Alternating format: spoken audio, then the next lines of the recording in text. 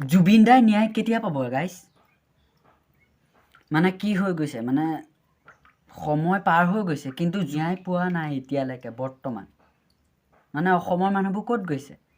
জুবিন দাৰ দেখোন মৃত্যু হ'ব সময়ত একদম মানুহৰ ভিডিঅ' দি ভিউচৰ কাৰণে মানে লাইকৰ কাৰণে দিছিল হয় নাই?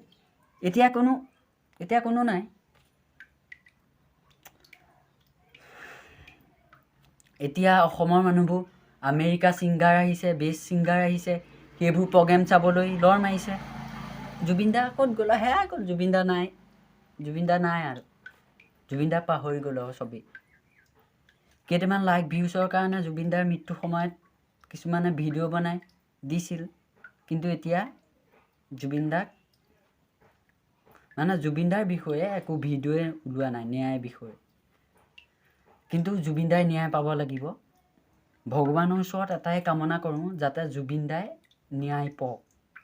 আৰু সকলোৱে লিখক জাষ্টিছ ফৰ জুবিন গাৰ্গ। জুবিন দাই ন্যায় পাবই লাগিব।